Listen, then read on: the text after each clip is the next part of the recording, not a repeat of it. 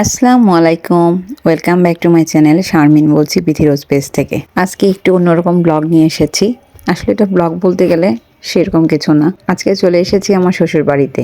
আমি বিক্রমপুরে চলে গিয়েছিলাম। আপনারা সবাই জানেন গত সপ্তাহে আমার চাচা শ্বশুর মানে ছোট চাচা শ্বশুর উনি মারা গিয়েছেন। তার কুলখানি ছিল 4 দিনের আয়োজন করা হয়েছিল।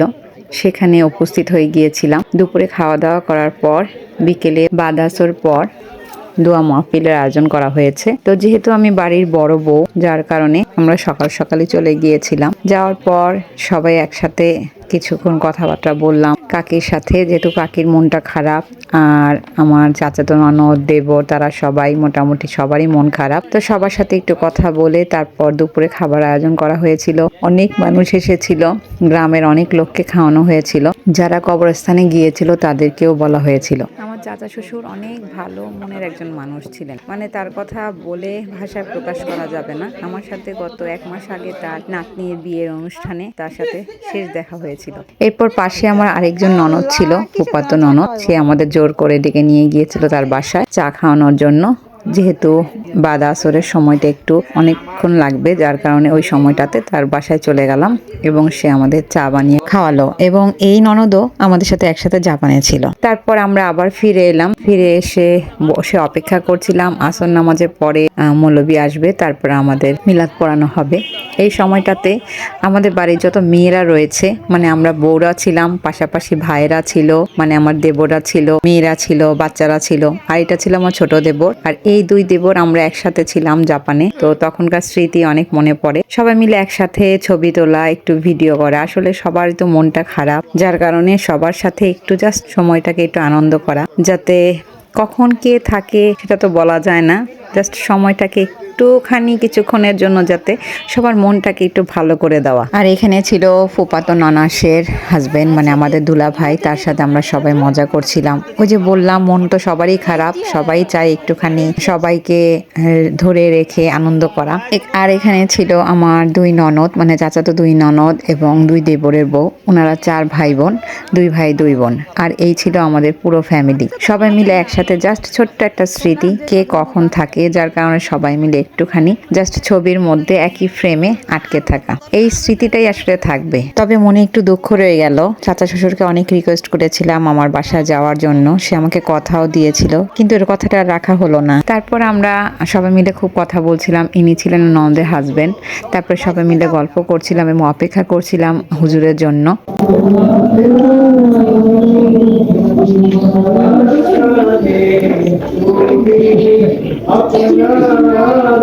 এরপর মিলাদ পড়ানো শেষ হয়ে গেল, তবারক দেওয়া হচ্ছে, সবাইকে তবারক দেওয়া হচ্ছে। আমার দেবররা এবং যারা যারা ছেলেরা রয়েছে বাড়ির মানুষ সবাই তবারক দিচ্ছে নিজ হাতে। আমার ছোট মেয়ে তো আসলে মিলাদ অর্থ বোঝে না, সে আমাকে বারবার জিজ্ঞেস করছিল এবং তবারকটা কি সেটাও জিজ্ঞেস করছিল। তখন তাকে আমি সুন্দর করে বুঝাচ্ছিলাম, তো সে বসে তারপর খাচ্ছিল। এর মধ্যে থেকে বড়রা সবাই আবার কান্নাকাটি শুরু করে দিয়েছিল। সবারই খুব মন খারাপ, কান্নাকাটি এক পর্যায়ে সবারই চোখে পানি এসে গিয়েছিল। খুব খারাপ লাগছিল সবার কাছে, কারণ চাচা শ্বশুর এখন যদি থাকতো সে যে কি খুশি হতো আমাদের দেখে বলার মতো না। যাই হোক, মন খারাপ ছিল সবারই। তারপর আর আমাদের যেতে দিল না, জোর করে আমার ননদ দেবরা সবাই আটকে রাখলো। তারপর রাত্রে আমরা একটু সবাই মিলে অল্প অল্প করে খাওয়া দাওয়া করলাম। খুব ঠান্ডা পড়েছিল। তারপর সারা রাত তো আর ঘুম হয়নি। তার ভোরবেলা উঠে গেলাম, উঠে অপেক্ষা করছিলাম। ওদিকে রান্না বান্না চলছে, সকালে নাস্তা খাওয়া হবে। সকালে উঠে একবার রং চা, দুধ চা, যে যেটা পছন্দ করে সেটা খাওয়া হয়ে গিয়েছে। এদিকে রান্না চলছে খিচুড়ি। যেহেতু মানুষ বেশি, যার কারণে মাটির চুলায় বড় হাঁড়িতে রান্না করা চলছে। চাচি শাশুড়ি এবং আমার দেবরা সবাই মিলে ঘোরাঘুরি করছিল। আর যারা যারা রান্না করছে, আমার ননদ রান্না করছিল, ওকে হেল্প করছিল বাকি সবাইরা। এরপর কাকি রান্নার সময় বলে দিচ্ছিল কি কি করবে। এদিকে আমরা সবাই মিলেই সকাল দিকে ঘোরাঘুরি করছিলাম এবং অপেক্ষা করছিলাম খাবারের। ওদিকে রান্না চলছে খিচুড়ি, ভর্তা, ডিম ভাজি, এগুলো সকাল সকাল শীতের দিনে এগুলো সবাই মিলে একসাথে খুব ভালো লাগে। আর এই যে কথার ফাঁকে ফাঁকে শুধু চাচা শ্বশুরের কথাই সবাই মনে করছিলাম। এদিকে কাকি আমার সাথে অনেক গল্প করছিল রান্নাঘরে বসে, আর ওইদিকে বাইরে উঠানে যেখানে চাচা শ্বশুর বসে গল্প করতো সেই জায়গার মধ্যেই সবাই ছেলেরা বসে বসে কথা বলছিল, চাচা শ্বশুরের কথা আলাপ করছিল। এদিকে আমার মেয়ে ঘুম থেকে উঠে এসেছে, তাকে নিয়ে আমি এখন ফ্রেশ হয়ে তারপর তাকে একটু খাওয়া দাওয়া করাবো। ওদিকে আমার বড় মেয়ে ছেলে তাদের নিয়ে আমার ননদ দেবরের ছেলে মেয়েরা সবাই নিয়ে বের হয়েছে ঘুরতে, সেই সর্ষে খেতে নিয়ে গেছে।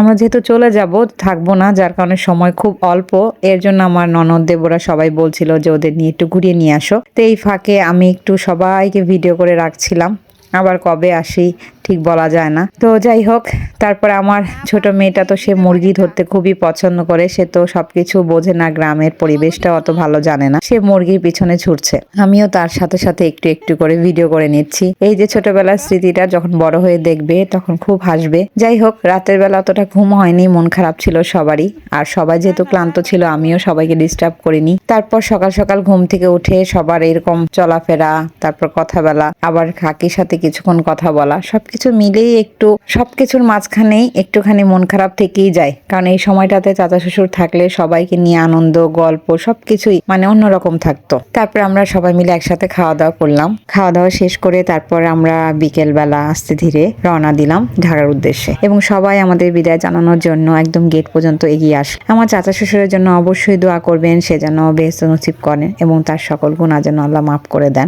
ভালো থাকবেন, খোদা হাফেজ, আসসালামু আলাইকুম।